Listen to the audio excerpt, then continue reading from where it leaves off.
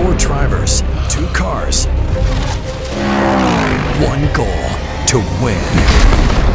This is In the Pit with 3GT Racing. As we came forward into 2018, internally we had some goals for the cars and how they performed, and of course we had some more goals for the program. In the broader sense, we knew we had to win a race. There were some changes to the car, so we had a different ABS system. This has been a good change for us. It's really helped improve braking and stability, and overall the lap time which we can produce with the car has been a little bit better. Other than that, it's just a much better understanding of how to set the car up, how best to use the car in qualifying, how best to use the car in race runs, and I just think we're beginning to maximise the potential of the Lexus RCF GT3 car a lot more. This is a new program for me. 3GT Racing, the Lexus RCF GT3 car was all new to me, and when I showed up to Daytona, it was a lot to take in. Daytona, I mean, we showed a lot of promise right at the start of the race. The 15 car and the 14 were in the top 3 for 6 hours. And then we had a small technical issue with the ABS sensor. So it was a bit disappointing because we had a really quick car until that moment. In Sebring, I qualified P3, so it was a good starting position for the race. We hop on board now with the number 15, Jack Hawksworth, who has been very, very quick. Had that one penalty, but they are fighting back through that. I was able to have a good charge through the field at the end of the race. I think I climbed from like 8th or 9th back up to 5th. The guys did a great job all the way through. We had good pit stops, first top 5 in one of the longer distance races, so it was a good day. Daytona and Sebring, both cars in the top 3 for the first 6 hours of the race. All of the sprint races were 2 hours and 40 minutes. So I thought, oh, we're golden once we show up and do the first sprint race. We put a lot of priority into the prep for Mid-Ohio and into the testing for Mid-Ohio. So when we finished off the test there, we came into the race feeling pretty good about our chances. I like getting poles and I like getting fastest laps, but I would prefer to be on the podium, so let's try to do that sooner rather than later. The way that the race played out, we knew that Jack had to push to give David the car with as much sort of lead as he could over the rest of the pack. David was then fighting with positions 3, 4, and 5. David was a big asset to us. He was our defense. I came out of the pits, and I believe it was Dominic who was just coming around and taking first position. So I was in 2nd place. And I got about 3, 4 laps, I think, of clean running, and then Alvaro Parente came up in the Acura right behind me. It wasn't that David was holding up the 86 just for us. I mean, David was racing for position. They had their own race to sort of work through. This is David Hannemeyer Hansen, the silver-rated driver under pressure from Alvaro Parente, one of the fastest GT drivers in the world. The Portuguese driver is putting the pressure on David. So I would see Parente's car just dive right up on me to the point I couldn't even see the front of his car. I think if there was an inch between us, that was probably it. What we saw from the timing stand was when car 86, the Acura, got by David, we saw him coming. Dominic Baumann, this is for the lead. Right, this is for the lead in GTD. Parente has caught him. How did that happen? Wow. Can Lexus hang on and get their first victory, or is it going to go the way of the local team, Meyershank Racing? Parente is on the charge.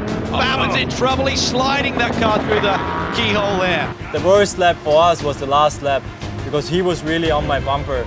And I could see him, I could feel him, and we had a little bit of better top speed. A really good race. It was fair. Dominic was struggling a little bit there towards the end of the stint with his tires. Alvaro Parente all over the back on the line. He looks to the inside. Let's not forget, he may not be running for the full championship. He just wants to win this race for the locally based team. They're going for it. Dominic Baumann is trying to hang on here. Parente gets a run. It would have been very easy for him to put us off the track or to put a wheel into us in a way that wouldn't have necessarily been a penalty. And look, at that point for us, even if he gets penalized, even if he gets a drive-through, it doesn't matter. Our race is over. All that work that we did to be in front comes down to him either choosing to hit us or not to hit us. This is where it has to happen. Can Acura win twice? I don't think so. Lexus, Baumann, the drive off the last corner. 3GT, Lexus, they win at Mid-Ohio.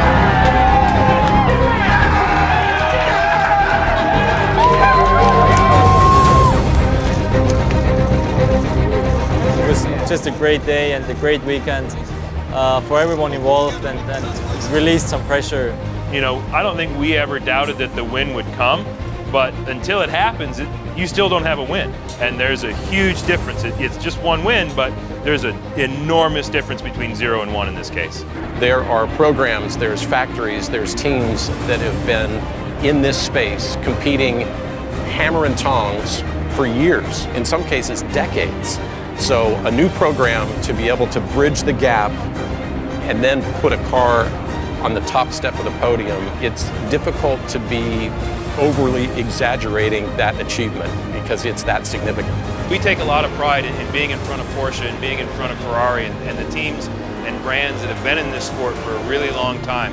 At Moss Corner, turn 5 now. What kind of run does the Lexus get out of the corner? Not bad. Here he comes. The Lexus will stay to driver's right, so Lally will have to try and go around the outside. We have 3 more races. We have to win again. That's our objective. That's everything we are here for. So winning is the ultimate objective for all of us. Well, the confidence that we have in the RCF GT3 for the rest of the season is very, very strong. 3 pole positions, a couple of fast laps. We're heading into some fast, sweepy tracks, which the car loves. We're going to give those guys in front of us a heck of a fight.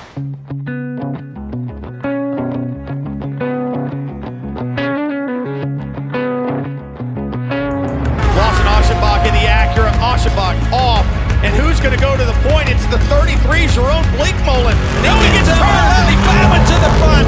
Major drama here at the front of the GTD field. Baumann just slides through. I got news for you. To win one of these things, you got to roll the dice. Yeah, Baumann out in front. It's never over till it's over, and I really got it. The 14 guys have done a phenomenal job hanging in there.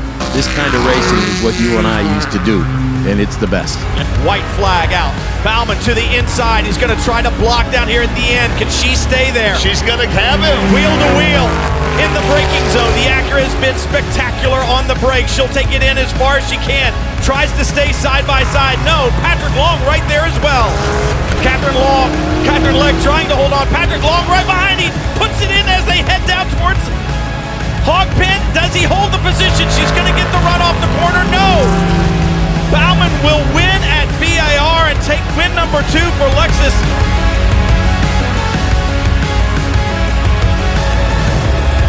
It was so close down the back straight. I braked so late as I could, and we're so happy to get the second win for us. It's just a crazy feeling.